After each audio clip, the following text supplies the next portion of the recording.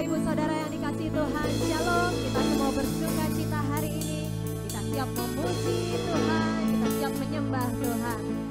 Mari Bapak Ibu yang dikasihi Tuhan, kita naikkan sembah kita kepada Tuhan. Kita naikkan ucapan syukur kita kepada Tuhan. Terima kasih Tuhan Yesus, Kau sungguh baik dalam hidup kami Tuhan. Kami mau naikkan pujian kami mau naikkan sembah kami Tuhan Yesus. Kami mau menyenangkan hati Tuhan. Terima kasih Tuhan. Terima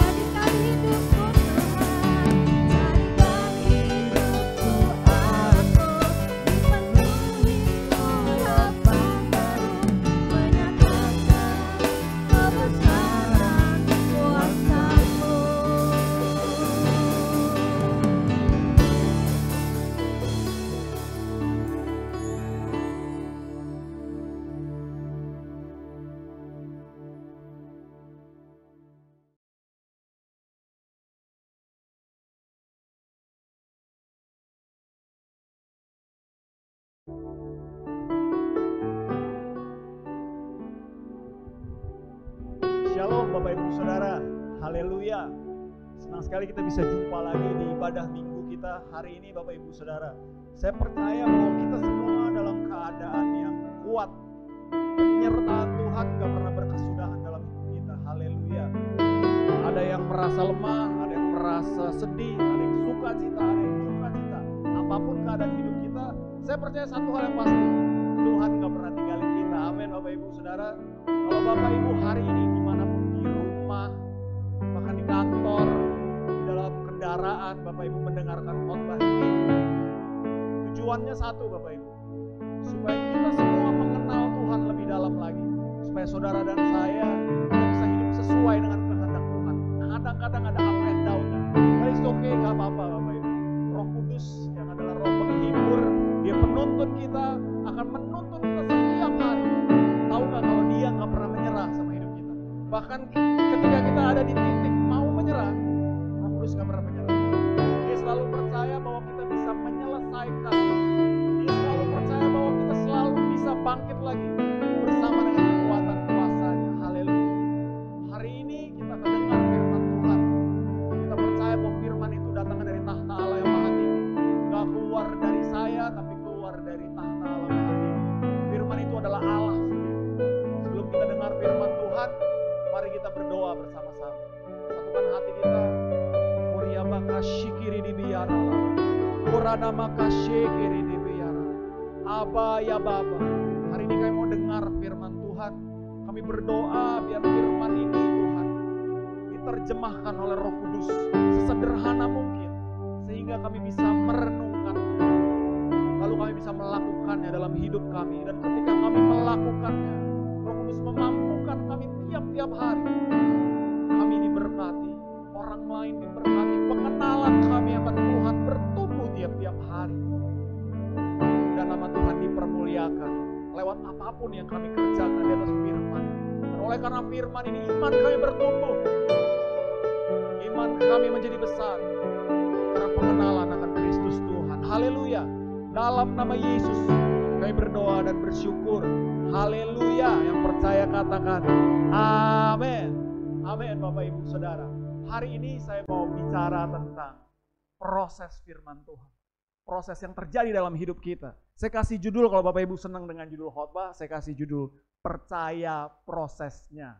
Katakan sama saya, percaya prosesnya. Haleluya. Kita percaya bahwa janji Tuhan iya dan amin. Kita hidup mempercayai semua janji Tuhan. Bahkan ada yang berkata bahwa manusia cenderung fokus sama hasil. Kita pengen berdoa hari ini, besok digenapi, ya kan. Kita pengen sakit, Tuhan sembuhkan. Kalau bisa pas buka mata, amin, ting, sembuh langsung. Fokusnya sama hasil. Tapi tahukah Bapak Ibu bahwa Tuhan fokusnya sama proses. Proses apa saudara? Proses kita. Kita ini penting buat Tuhan. Kalau Bapak Ibu hari ini dengar sama kiri kanan Bapak Ibu, saudara, suami, istri, anak-anak bisa colek. Kamu itu penting bagi Tuhan. Amin. Kamu itu penting bagi kita, itu penting bagi Tuhan Bapak Ibu. Sepenting apa? Bayangin, ayat yang begitu terkenal bilang gini, satu-satunya anak yang tunggal dia kasih buat kita. Yohanes 3 ayat 16. Betul, oleh karena begitu besar kasih Allah akan dunia ini, sehingga ia ngaruniain anaknya yang tunggal, satu-satunya dia kasih buat saudara dan saya. Kenapa? Karena kita penting, kita serupa dan segambar dengan anak. Bapak Ibu Saudara, proses begitu penting bagi Tuhan. Tuhan pengen kita bertumbuh dalam pengenalan akan Tuhan. Tuhan pengen kita ada dalam prosesnya. Tahu nggak Bapak Ibu, ketika kita berdoa, struggle dalam hidup kita, kita cari Tuhan. Kita pengen buru-buru ketemu destiny-nya, ujungnya. Tapi Tuhan menikmati journey-nya, perjalanannya sama Bapak Ibu Saudara. Dia menikmati ketika saudara berseru, percaya. Dia menikmati ketika saudara berseru kepada dia dan tahu bahwa nggak ada lagi yang bisa diandalkan, cuma Tuhan. Dia begitu senang diandalkan. Buktinya ada ayat yang bilang gini, mintalah. Padahal di ayat yang lain dibilang, sebelum kamu minta Tuhan udah tahu. Tapi dia senang ketika kita goyang kaki Tuhan kayak anak minta sama bapaknya. Kita berdoa, kita meminta ketika kita mencari Tuhan. Dia senang Bapak Ibu. Dia senang dengan sebuah hubungan, dia senang dengan sebuah proses antara saudara dan Tuhan. Antara saya dan Tuhan. Haleluya. Kita buka di Roma 12 ayat yang ke-12. Roma 12 ayat yang ke-12. Ayat yang sudah sering kita dengar. Dibilang gini, bersukacitalah satu dalam pengharapan. Haleluya. Sabarlah dalam kesesakan dan bertekunlah di dalam doa. Ada bersukacita, ada sabar, ada bertekun. Roma 12 ayat yang ke-12 Bapak Ibu. Kalau kita percaya sama janji Tuhan, kalau saudara dan saya percaya sama janji Tuhan, maka kita harus percaya sama prosesnya. Amin. Kalau saudara percaya dengan janji Tuhan, saudara dan saya harus percaya juga sama prosesnya dong. Kita nggak bisa main curang. Kita percaya sama semua berkat Tuhan, kita percaya sama janji-janji Tuhan digenapi, kita klaim. Oh, tanda-tanda ini akan menyertai orang percaya. Allah turut bekerja segala sesuatunya. Kita percaya sama semua janjinya. Tapi kita nggak mau ikutin prosesnya, nggak bisa Bapak Ibu. Waktu saudara dan saya mempercayai semua janji Tuhan, artinya kita harus percaya sama setiap proses yang Tuhan izinkan dalam hidup kita. Proses itu enak enggak? Kadang enak, kadang tidak enak. Di proses ketika kita mau jadi sesuatu, bukan seperti apa yang kita inginkan, tapi apa yang Tuhan ingin. Hari ini saya hanya bagi dua hal saja di dalam proses Tuhan, yang Tuhan kehendaki dalam hidup kita. Saya mau bagi dua hal dalam hidup kita, waktu kita hidup di dalam prosesnya Tuhan. Kenapa Bapak Ibu? Karena tadi saya bilang, ketika saudara dan saya mempercayai janji Tuhan, saudara bisa klaim semua janji Tuhan dan kita nggak perlu bukti untuk janjinya, amin. Janjinya sudah menjadi bukti. Artinya apa? Kalau ada orang janji sama kita, men, jam 3 sore besok kita ketemu. Di mana? Di Salemba. Jam 3 sore besok Salemba. Ada kemungkinan dari 3 hal ini miss. Misalnya, ternyata jam 3 lewat seperempat, besok di Salembanya ketemu. Ternyata jam 3 besok, tapi nggak di Salemba. Gue nggak bisa ternyata, men. PPKM. Salemba ditutup. Kita rubah aja deh. Ya, Cikini aja yang dekat-dekat tuh nggak kena. Berubah. Jadi waktu orang, manusia, saudara dan saya berjanji, maka kita perlu tunggu penggenapan dari buktinya. Enggak begitu dengan Tuhan kita. Waktu dia berjanji, janjinya adalah bukti. Kenapa? Karena pasti digenapi. Katakan amin. Pasti digenapi. Tapi waktu saudara percaya sama janjinya, saudara harus juga percaya sama prosesnya. Kita nggak bisa main di dua kaki.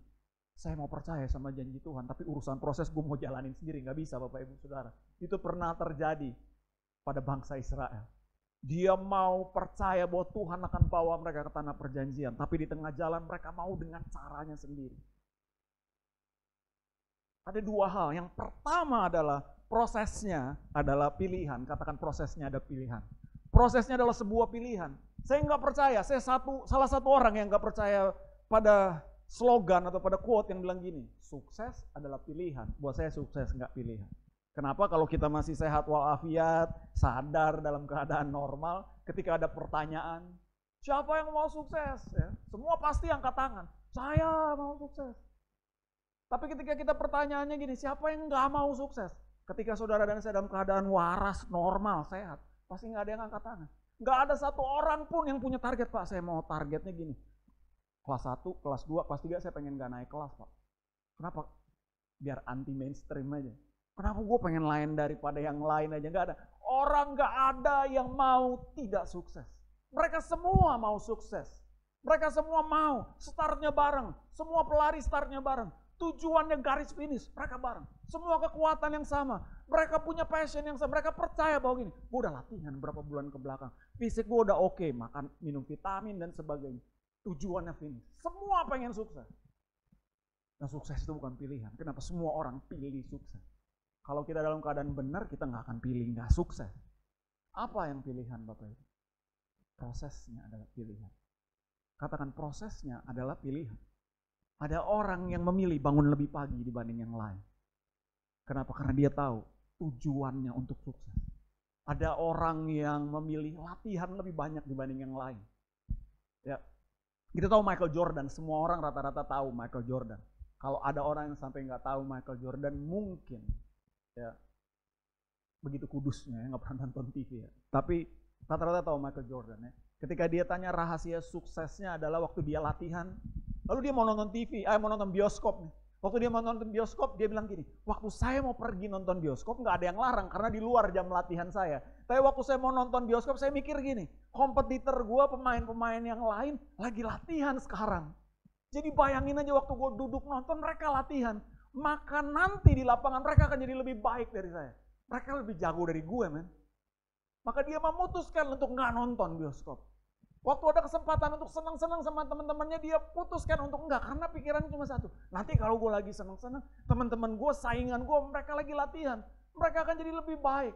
Ada statistik yang menunjukkan bahwa Michael Jordan shootnya lebih banyak gagalnya dibanding masuknya. Tapi hari ini dia tercatat di Amerika sebagai orang nomor 2 paling dihormati. Nomor 1-nya presiden. Lo bisa ganti-ganti. Tapi nomor 2-nya gak bisa diganti. Kenapa? Karena prosesnya dia pilih, Bapak Ibu Saudara. Hari ini kita mau pilih gak? Waktu kita bilang nih, saya percaya, siapa yang percaya Kristus? Semua angkat tangan, angkat kaki kalau bisa. Ya? Semua, bahkan orang semua percaya. Yes, percaya. Tapi untuk pengenapan janji Tuhan, dikenapi dalam hidup saudara dan saya. Untuk kita bisa kuat berjalan bersama dengan Kristus. Saudara harus memilih untuk mengikuti proses. Tahukah Bapak Ibu, kenapa Tuhan bikin itu buah, pohon ya. Pohon pengetahuan yang baik dan jahat di Taman Eden, dia nggak kurang kerjaan. Ya. Iseng-iseng dia bikin gitu. Ini kayaknya bagus-bagus aja nih di sini, kita bikin yuk. Enggak, saudara. Tahu nggak Bapak Ibu, ada sebuah rahasia ketika dia bikin pohon pengetahuan yang baik dan yang jahat di Taman Eden. Tujuannya adalah pilihan. Kenapa? Dia pingin Adam dan Hawa mencintai Tuhan. Ketika ada pilihan untuk tidak mencintai Tuhan. Dia mau saudara dan saya mengasihi Tuhan. Ketika ada pilihan untuk tidak mengasihi Tuhan. Nggak adil kalau di Taman Eden isinya nggak ada pilihan. Adam dan Hawa nggak punya pilihan selain mengasihi Tuhan. Maka dia nggak dapat cinta yang real dari Adam dan Hawa. Kenapa? Karena semuanya udah mengarah ke Tuhan. Adam cuma disuruh kasih nama binatang, kasih nama jerapah, kasih nama gajah, undur-undur, binatang apa aja lah. Kalau Tuhan bikin satu pohon, dia bilang gini, Adam, pohon yang ini lu jangan makan. Kenapa? Ini pohon pengetahuan.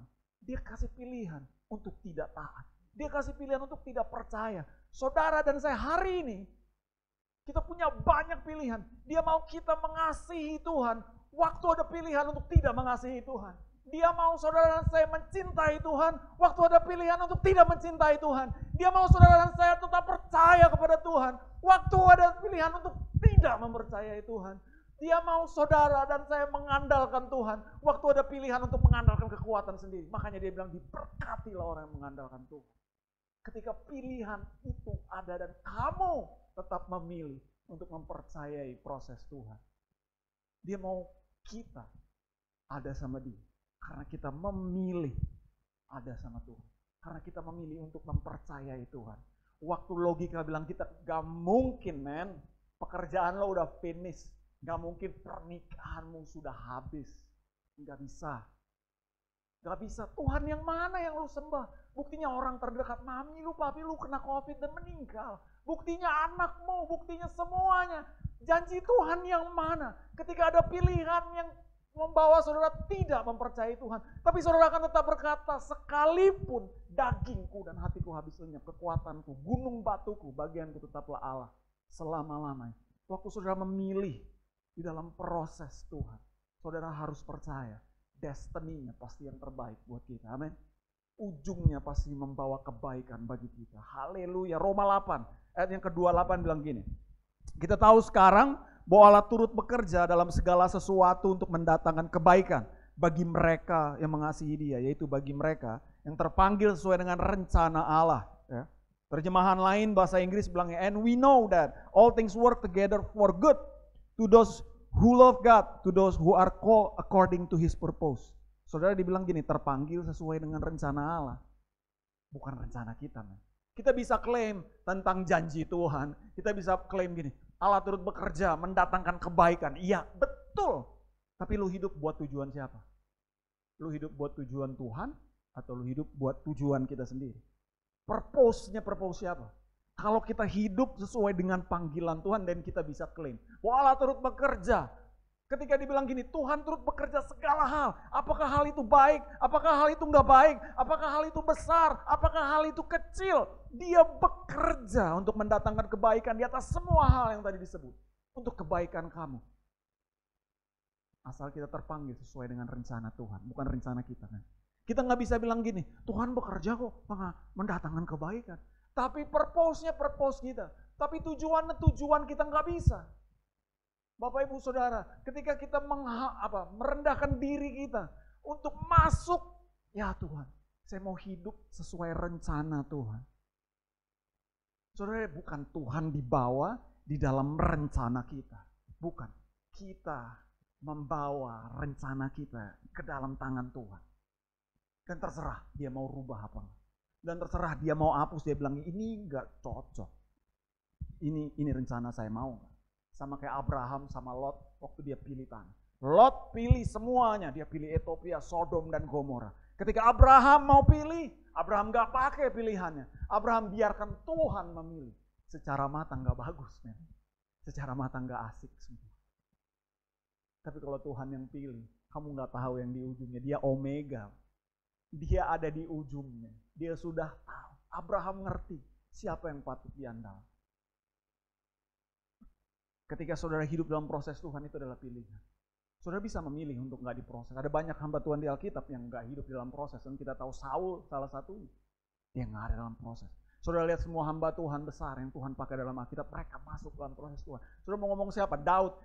Daud hidup di Gua Adulam bersama dengan orang-orang yang ditagih hutang, orang sakit hati. Semuanya. Dan kita tahu ceritanya bahwa mereka, para penjahat-penjahat ini, mereka dirubah oleh Daud. Dan mereka jadi orang-orangnya Daud. Mau ngomong siapa? Semua Musa, mereka ada di padang gurun. Mereka hidup sama proses Tuhan. Yusuf, Tuhan Yesus, semua.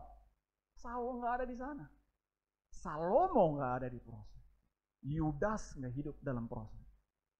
Kita bisa memilih. Saudara bisa memilih untuk mau ada di prosesnya atau enggak.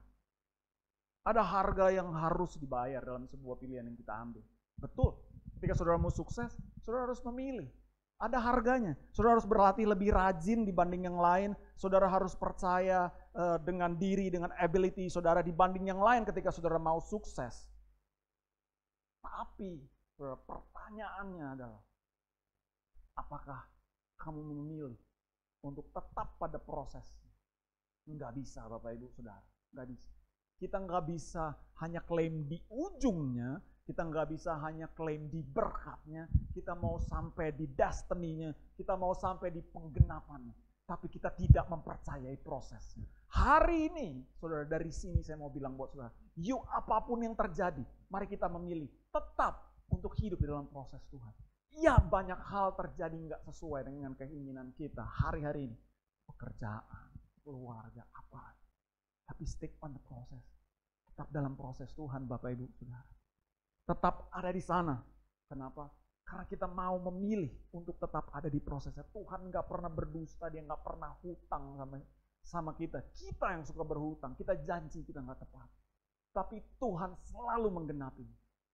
Kita hidup dalam proses yang Tuhan bikin setiap hari. Ketika ada pilihan untuk tidak mempercayai Tuhan, hari-hari ini saya mengajak Bapak Ibu Saudara untuk tetap mempercayai Tuhan.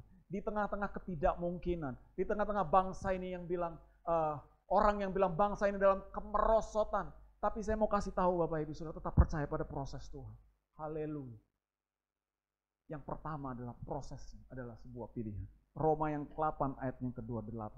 Dan yang kedua prosesnya adalah komitmen percaya. Katakan, prosesnya adalah komitmen percaya. Haleluya. Yang pertama, prosesnya adalah sebuah pilihan.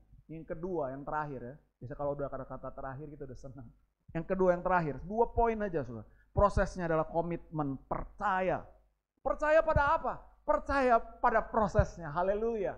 Percaya pada apa? Saudara harus percaya sama prosesnya. Itu menuntut komitmen. Katakan komitmen Bapak Ibu Saudara. Komitmen untuk apa? Roma 12 tadi ayat yang ke-12 dia bilang ini, bersukacita dan sabar dan bertekun di dalam doa. Prosesnya menuntut Bapak Ibu Saudara dan saya untuk tetap bersukacita dalam pengharapan, sabar dalam kesesakan dan bertekun di dalam doa. Katakan bersukacita, haleluya. Katakan sabar, katakan bertekun, haleluya. Yang kedua adalah prosesnya adalah komitmen untuk percaya. Adalah sebuah komitmen untuk tetap ada di prosesnya Bapak Ibu. Kita nggak bisa menghakimi, kita nggak bisa judge proses Tuhan ketika ada di tengah-tengah. Kita nggak bisa bilang bahwa Tuhan tuh nggak baik, Tuhan tuh nggak benar. Ketika kita ada di tengah-tengah, bangsa Israel melakukan itu. Ketika dia ada di padang gurun, dia bilang gini, Tuhan kurang kuburan di Mesir. Sampai di bawah sejauh ini. Kita kadang-kadang gitu ketika di tengah, saudara. Saudara tahu Elia? Betapa dahsyatnya dia kalahin Nabi Baal dan sebagainya. Ada satu waktu dia begitu ketakutan, di Raja-Raja dicatat begini. Dia ketakutan, dia ngumpet, dia lari, bahkan dia tinggalin bujangnya Bapak Ibu. Sampai dibilang gini, mau mati rasanya. Orang yang begitu luar biasa, dia habis kalahin Nabi Baal. Bapak Ibu, ini orang gak mati. Ini orang naik ke surga pakai kereta kuda. Lo jangan bayangin Indosiar, ini bukan cerita Indosiar, ini beneran. Dia naik pakai kereta kuda. Hari itu dia ngalamin ketakutan. Dia bilang sama Tuhan gini, ketakutannya bukan takut yang cuma takut-takut lo mau ke mana, ke WC terus itu takut lah, gelap banget nih, merinding-merinding. Bukan, ketakutannya sampai bilang gini, mau mati rasanya. Sampai malaikat harus colek dia, bangun makan, perjalanan kamu masih jauh. Kita gak punya waktu untuk bahas itu saudara. Tapi inti dari cerita itu adalah Elia menghakimi bahwa dia gini, udahlah ending lah. Mungkin kita hari-hari ini rasanya sama, udah melayani Tuhan, udah berdoa, pokok doanya gak dijawab-jawab. Udah sungguh-sungguh hidup dalam Tuhan. Kerjaan gue dipecat juga. Karena pengurangan juga. Gue terpapar virus juga.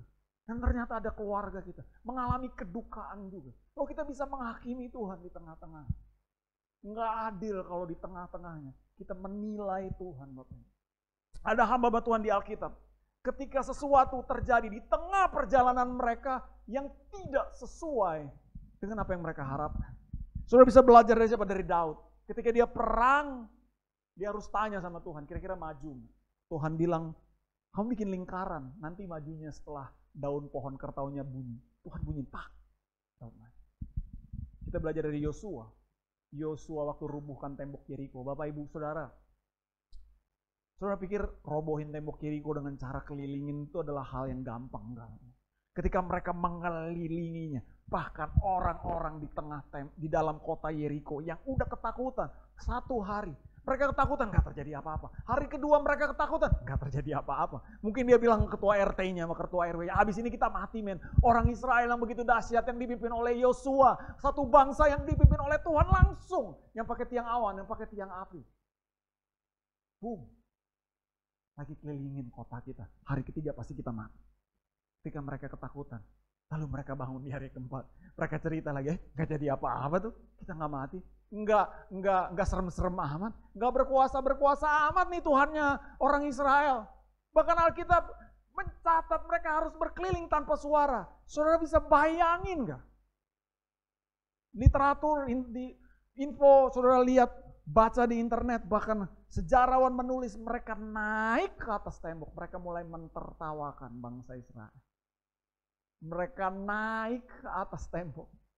Bahkan mereka buang kotoran mereka. Literatur yang dibaca. Mereka membuang kotoran. Mereka mulai mentertawakan. Saya ngebayangin ketika mereka ada di atas. Mereka bilang badut Israel. Yang dibilang keren. Nothing's happened to us man. Mereka muter-muter aja. Ketika Yosua berjalan dan mempercayai prosesnya. Hari kelima nothing's happened semuanya. Orang-orang yang begitu mengikuti Yosua dengan cara yang dahsyat. Mereka yang begitu percaya bahwa Tuhan melakukan perkara yang dahsyat. Hari itu komplain ke Yosua. Yosua, lu salah dengar suara Tuhan kali. Yosua, lu salah dengar. Hari ke-6, gak ada terjadi apa-apa juga. Dan kita tahu bahwa hari ke-7, Alkitab mencatat, mereka kelilingi tembok itu 7 kali. Dan Tuhan bilang, keliling yang terakhir, kamu bersorak-sorai. Dan ketika yang terakhir, di semua gundah gulana dalam 7 hari mereka mengelilingi tembok itu, mereka bersorak. Rubuh tembok itu Bapak Ibu. Bisa bayangin gak? Kalau satu hari aja, ada satu orang di bawah bangsa Israel yang gak percaya sama proses. Yang gak mau komitmen. Enggak, gue capek. Tuhan salah. Salah. Yang lain ditolong, saya enggak. Apakah ini berlaku hanya untuk pendeta doang? Apakah ini hanya berlaku untuk orang kaya aja? Apakah enggak capek? Kenapa? Orang tua saya Tuhan panggil dengan positif COVID-19. Enggak, saya capek, orang-orang yang saya kasih hari ini pergi. Tuhan izinkan itu terjadi, saya capek. Proses apaan kayak gini? Ketika kita mulai menghakimi di tengah.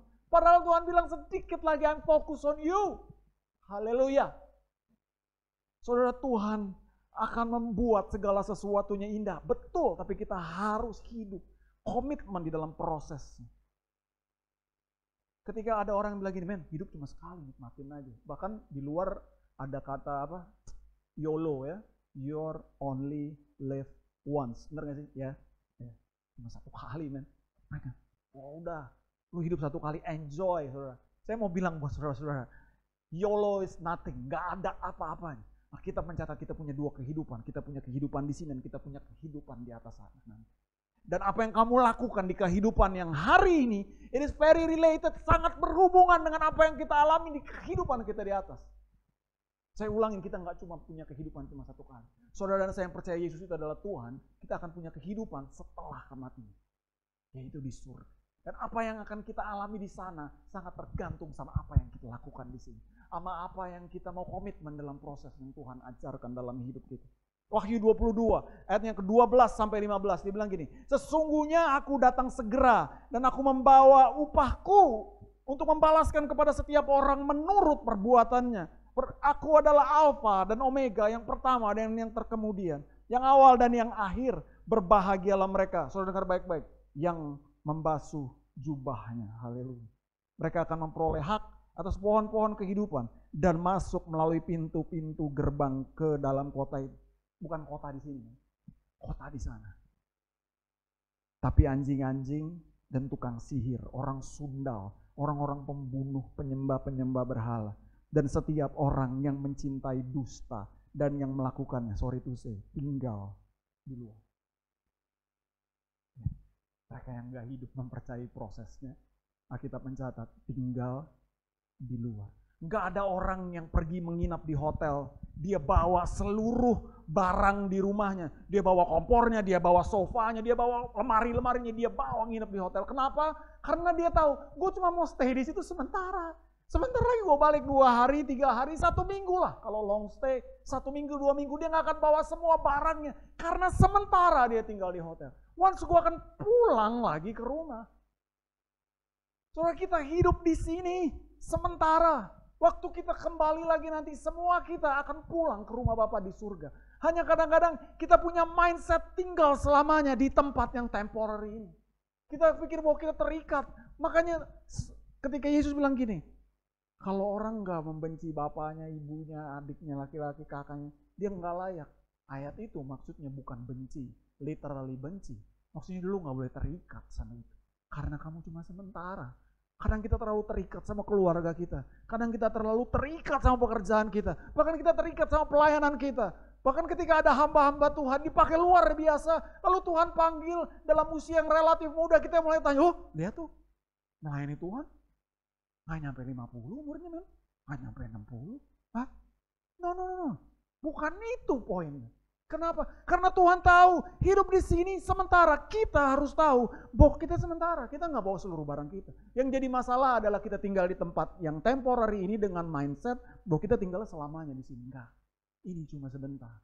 Kita punya travel agent namanya Yesus Kristus. Dia yang mengatur destiny saudara dan saya. Pada saatnya kita akan pulang. Semua kita akan pulang. Hanya orang-orang yang hidup mempercayai komitmen di dalam prosesnya. Mereka masuk di dalam. Di kehidupan yang nanti.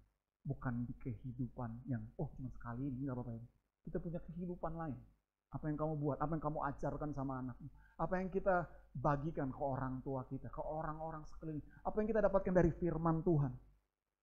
Roma 8 ayat yang ke-18 dibilang gini, sebab aku yakin bahwa penderitaan zaman sekarang ini gak dapat dibandingkan dengan kemuliaan yang akan dinyatakan kepada kita. Haleluya. Bapak Ibu Saudara, waktu kita ngalamin struggle hari-hari ini, semuanya gak sesuai ekspektasi. Saudara harus percaya bahwa akan ada kemuliaan yang Tuhan siapkan buat saudara dan saya. Wahyu tadi udah bilang, dia datang kasih upah.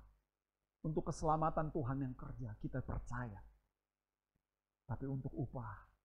Tapi untuk saudara hidup di kehidupan yang nanti. Alkitab mencatat. Saudara harus membasuh jubahnya. Wahyu yang tadi Bapak Ibu Saudara, di Wahyu 22 tadi. Dia bilang gini, orang yang membasuh jubahnya. Kata yang dipakai ini mencuci. Kita jubah kita kotor dalam kehidupan kita. Kita dikotori dengan banyak hal. Lalu darah Kristus menyucikan kita. Ketika saudara hidup dalam komitmen untuk setia dalam proses Tuhan. saudara akan mengalami penggenapan janji Tuhan. Hari ini dia sedang memproses kita, dia memproses dunia ini, dia sedang memproses bangsa kita, dia sedang memproses gereja. Yuk kita tetap setia dalam komitmen kita. Tuhan, saya mau ada di sini. Nggak enak, iya nggak apa-apa. Karena saya sebentar saja ada di sini. 70 tahun, 80 tahun. Nanti kita juga akan pulang Bapak. Dan apa yang kita buat di sini, komitmen yang saudara dan saya kerjakan di sini, sangat menentukan sama apa yang kita dapatkan nanti Bapak Ibu. Ayat yang terakhir bilang gini, Roma 8 ayat yang ke-24 dan ke-25. Sebab kita diselamatkan dalam pengharapan. Tetapi pengharapan yang dilihat bukan pengharapan lagi. Nah, kita mau kasih tahu kalau lo lihat sesuatu bukan pengharapan dong namanya. Sebab bagaimana orang masih mengharapkan apa yang dilihatnya? Nah, karena udah lihat. Tetapi jika kita mengharapkan apa yang tidak kita lihat, kita menantikannya dengan tekun. Amin. Dua hal. Ketika kita mau percaya pada proses Tuhan. Yang pertama, proses itu adalah pilihan. Tetaplah masuk dalam pilihan. Ikut prosesnya. Pilihlah hidup dalam proses Tuhan. Yang kedua, tetaplah berkomitmen untuk percaya pada proses. Apa aja? Kita bisa hidup dengan banyak hal dalam kehidupan kita. Kita bisa punya pilihan banyak dalam hidup ini. Tapi ketika saudara dan saya hidup dalam firman Tuhan, Tuhan berbicara. Ada waktunya kita berbicara dan Tuhan mendengar. Tapi ada waktunya Tuhan bicara dan kita dengar. Dan ketika saudara mempercayai jalan-jalannya, ketika saudara sedang mempercayai apa yang dia tentukan, walaupun nggak sesuai dengan keinginan kita, walaupun nggak sesuai dengan apa yang kita harapkan, saudara dengar baik-baik. Saudara akan ketemu sama apa yang dibilang gini, terbaik dari Tuhan. Keluarga saudara, pekerjaan saudara, pelayanan, gereja saudara. Hari-hari ini semuanya terguncang. Hari ini semuanya berubah. Tapi orang-orang yang berkomitmen, ketika ada orang-orang yang tetap memilih pada proses Tuhan, saudara akan ketemu sama penggenapan janji Tuhan. Dia akan fulfill semuanya dalam hidup saudara. Hanya orang-orang yang hidup dalam proses, saudara bisa search di Alkitab, semua hamba-hamba, dia percaya proses. Saya mau Bapak Ibu saudara, sesuai dengan Roma 12 ayat yang ke-12. Bersukacita di dalam pengharapan. Bersukacitalah dalam pengharapan. Sabarlah dalam kesesakan. Dan bertekunlah dalam doa. Semuanya di dalam. Enggak ada yang dibilang bersukacitalah ketika pengharapan digenapi. Sabarlah ketika melewati kesesakan. Dan bertekunlah ketika doamu dijawab. Enggak ada. Nah, kita mencatat di dalam.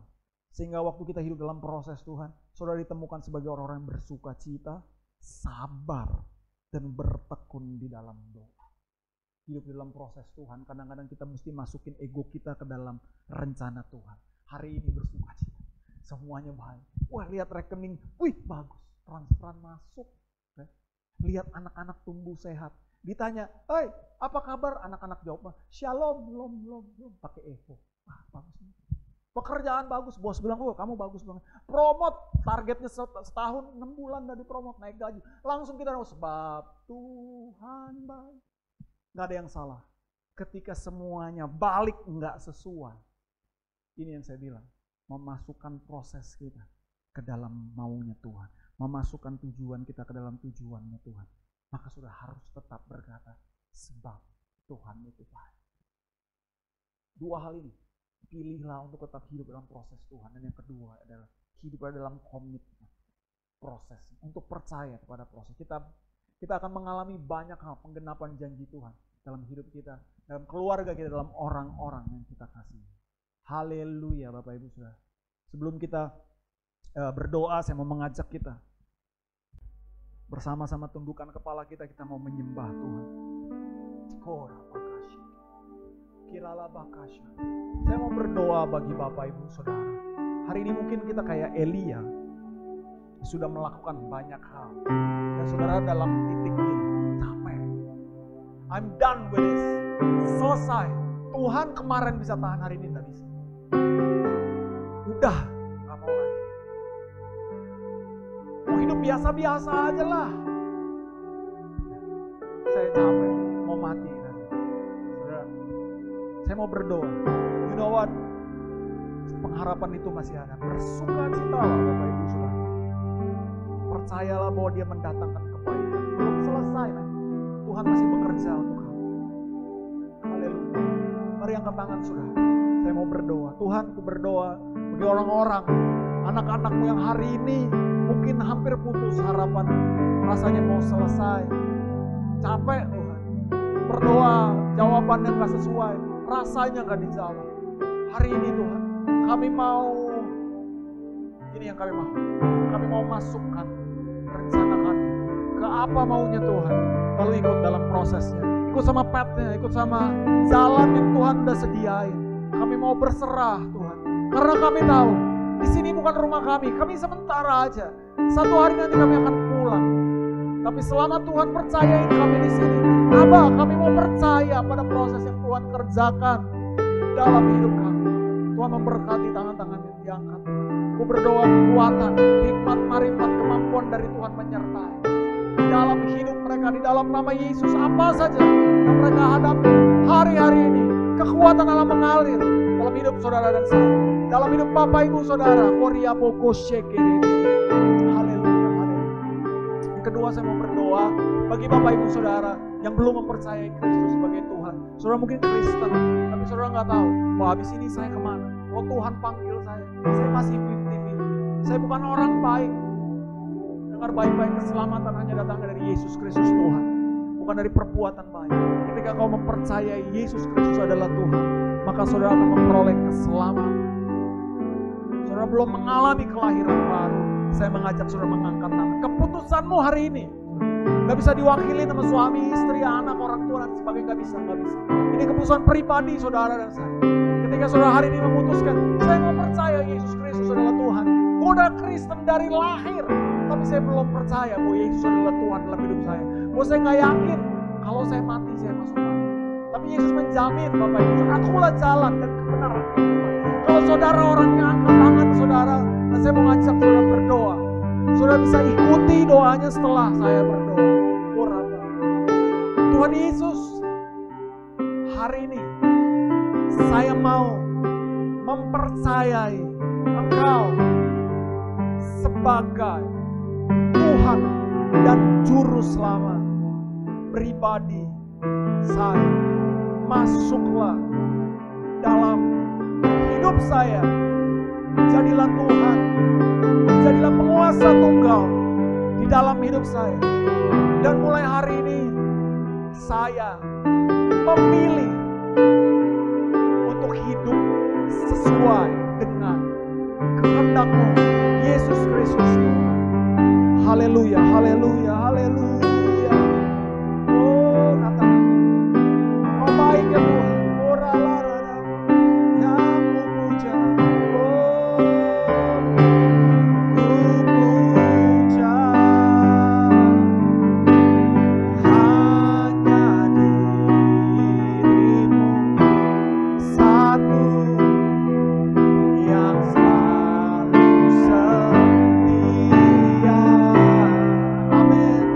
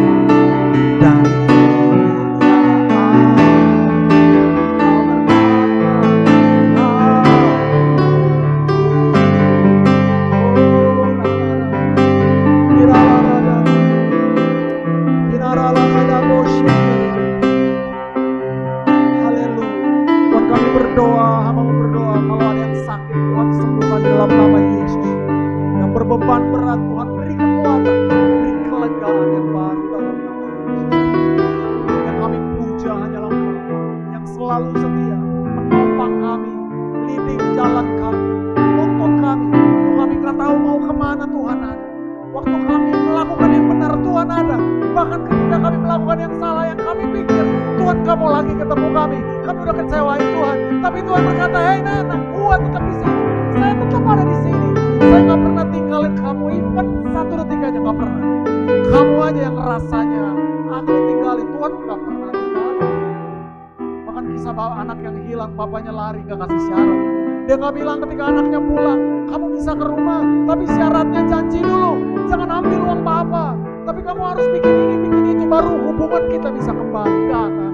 Kalau kita mencatat ketika pulang anak, bapak lari, siapin pesta. Karena kamu penting bagi Tuhan. Terima kasih.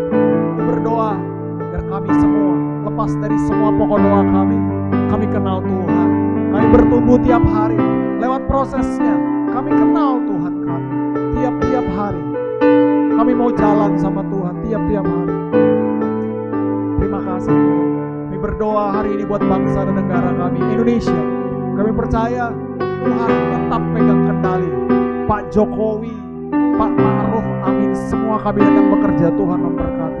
Semua tenaga kesehatan, Tuhan memberkati, beri kekuatan melewati masa pandemi ini Tuhan. Haleluya Tuhan. Kami percaya bahwa Allah beserta dengan bangsa kami Indonesia. Enggak Tuhan, kami dikasih karena Dia tahu ada orang-orang yang benar berdoa bagi bangsa ini. Dia menyertai bangsa ini. Dia memegang bangsa ini dengan tangan kanannya yang membawa dengan kemenangan. Haleluya. Kau memberkati Indonesia, kami menyebutnya Tuhan dalam nama Yesus Kristus Tuhan. Berkati semua gereja Tuhan yang beribadah hari ini Tuhan. Kau memberkati semua pemimpin gereja, biar kami bisa berdiri jadi wakil Tuhan di tengah bangsa kami, dan kami bisa berdiri di hadapan Tuhan jadi wakil bangsa kami di hadapan-Mu ya Bapa. Haleluya. Memberkati semua gereja Tuhan, apapun denominasi, di dalam nama Yesus Kristus Tuhan. Haleluya. Bapak Ibu, mari kita angkat kedua tangan kita.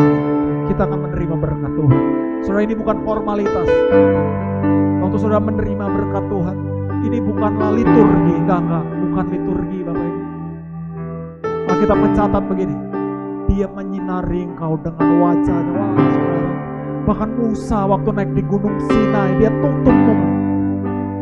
Tapi kita menerima berkat Tuhan.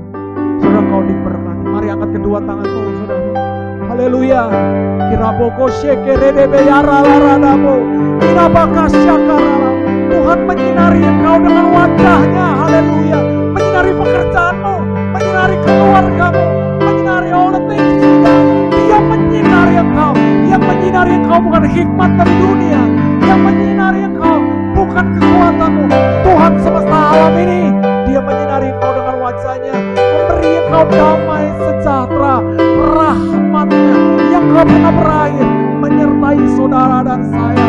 Kasih dari Allah Bapa, perlindungan, penyertaan dari Tuhan kita Yesus Kristus, serta tuntunan dari Roh